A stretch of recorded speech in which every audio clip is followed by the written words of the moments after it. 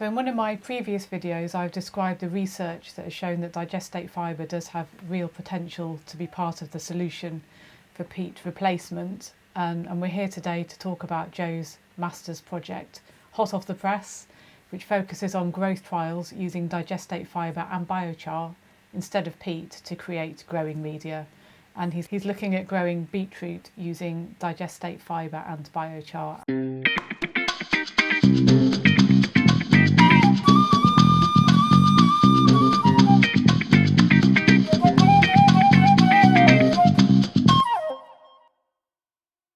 And a lot of the research that we've looked at does show that ammonia is a bit of a sticking point for the quantity of digestate that you can use. And this is why in a lot of research they've been mixing the digestate fibre with coir, wood chip, bark and other peat-free products to try and create a good sustainable growing media. So it's going to be interesting to hear if adding biochar can reduce the requirement to add some of these other ingredients to increase the amount of digestate fibre in the growing media. This video today is one of our interview videos, and today I'm joined by Joseph Newton, who has been studying a master's at Swansea University. So thank you for joining us today, Joe. I'm also joined by Joachim Steiner, who is an expert on digestate valorisation. So thank you for joining us today, Joachim. Hello. Okay, so if you would like to make a start, Joe, by just sort of telling us what you've been doing as part of your master's project. Yeah, so my master's project was in partnership with the National Botanical Gardens of Wales, and what we wanted to try and find was to identify if untreated anaerobic digested cattle fibre has the potential to perform to a commercial standard relative to a low-value peat-free compost, with both variables applied with biochar, differing concentrations of biochar at varying ratios. And it came about through so the National Botanical Gardens of Wales. They've started this Growing for the Future campaign, and it's funded by the Welsh Government and the EU Social Fund, and they're pushing for this education in sustainable growing uses in the public and also in research. And one of these problems is using peat-free growing mediums. And despite there being legislation, there hasn't really been a big outcome that's come from it. We're still harvesting peat. I think it was like 300 to 400,000 hectares that was harvested in 2017, and this is still ongoing. And so the idea was to create a new market, a new economically viable market for not only low-value peat-free composts and biochar, but also for cattle fibre. And so that was the main plan. Okay, so can I just sort of summarize a bit as well? So the big idea was to use manure, which we have plenty of, and use that as a growing medium. But the problem with using manure by itself, or the digestate of manure, there's quite a lot of ammonia already in the digestate, and ammonia actually is impeding growth of a lot of plants. And so what your big idea was to add biochar, to add it into the growing medium and to absorb away the ammonia that is inside the growing medium, so that when the plants try to grow, they won't get poisoned by too much ammonia. Yeah, and also the plan was to sort of to regulate its pH, and also to store and develop over time the macro and micronutrients that are already there. As I've read a lot of your work, Mary and Joachim, but there is still potential for it to be used as a growing medium. So the biochar was there to sort of hold on to the rest of that valuable nutrient and to develop it over time through rainwater. So that was also the sort of idea as well. If you can just tell me again about this biochar. Do you know what the particle sizes were? How, like, was it big crumbs or small ones? powder? So it was big and it was granular, and it was created by softwood. About 2 or 3 millimeters. 2-3 millimeters of granule, and it was created by softwoods, most likely from the local Welsh plantations. Mm-hmm. And it was probably larch, it was a commercial product that's sold to the Botanical Gardens of Wales and to other places. You had 5, 2, and 1% biochar. Yeah. And did you say you said something about 10% as well? Yes. So anything above 10% is deemed to inhibit growth purely because it outcompetes the crop that's growing. And this could be either due to the activation period, so the time that it takes for the carbon structure to expand, and it sucks all the moisture out, which then it immobilizes it and doesn't leave any available for the crop that's growing.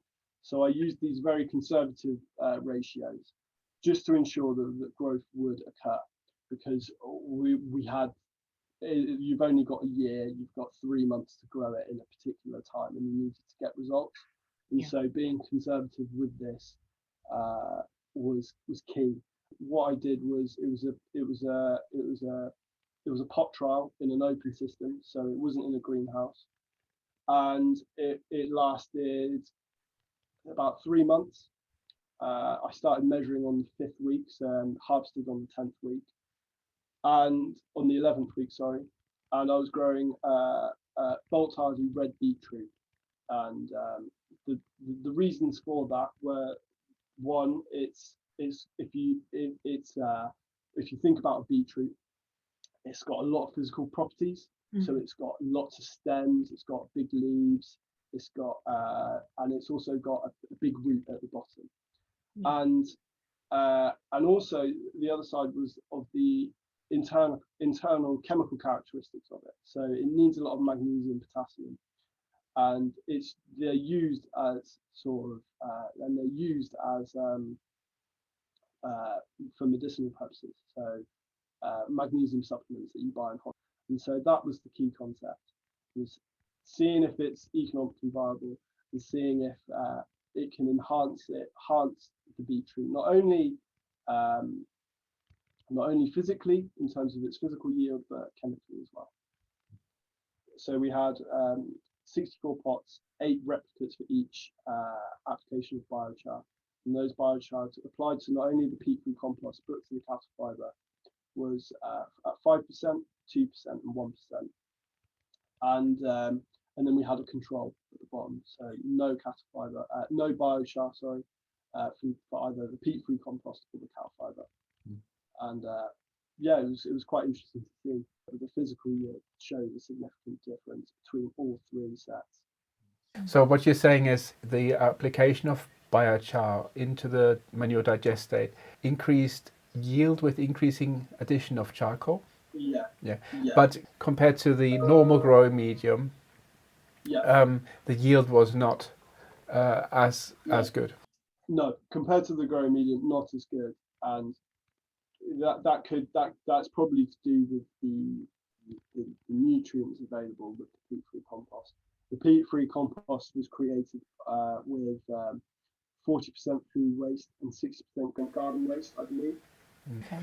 Did you measure the electrical conductivity of the different mixes that you made? No, that was one thing that I didn't. But I understand that you did do some analysis of the different growing media mixes that you made. Yeah, so I looked at soil moisture content, and I looked at them. When I had the cattle fibre and the peat-free compost and biochar, I put them through the same process as I did with the beetroot at the end of harvest. So they went through the XRF and they went through the elemental analyzer to see if there were anything key that we could look at to see what was causing the problems or to give an idea of what characteristics they had. And the mass spectrometer was to look at total carbon and total nitrogen, and so it's specific in that sense, but it's unspecific in not telling me if it was ammonia or if it was a nitrate or nitrite. And that's where the key information lies. And the only reason one could determine that it was ammonia inhibiting the growth of these crops was because of the pH levels. The pH levels increased, which improved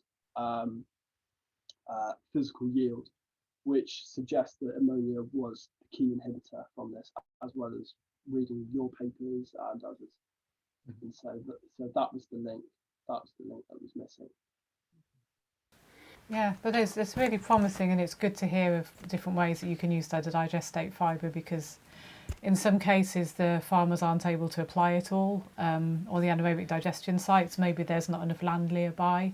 So there are quite a few people in the UK and internationally that are looking at different ways of using digestate fibre, and that's one of the things that we've been working on recently, especially Joachim. He's been looking into alternative methods or valorisation options for digestate, and so ways of using it in horticulture is one of those options.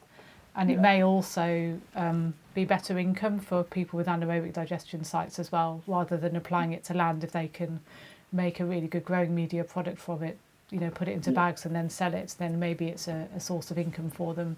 Some people currently, they have to actually pay for the digestate to be removed from the anaerobic digestion site. So if they can make that into a valuable product for people, peat-free compost, then that's a really good idea. We already know some anaerobic digestion sites with crop-based feedstock, and they're already selling soil mulch and soil improver, but the growing media is a bit of a holy grail. Getting that exactly right so that you can grow a whole range of things in it in pots is something that people are still looking into. So it's good that your contribution is really valuable. Thank you very much, Mary. So it was interesting to hear the results of Joe's trial, that mixing the biochar together with the digestate fibre did enable the beetroot plants to grow, but that it wasn't quite as good as the control.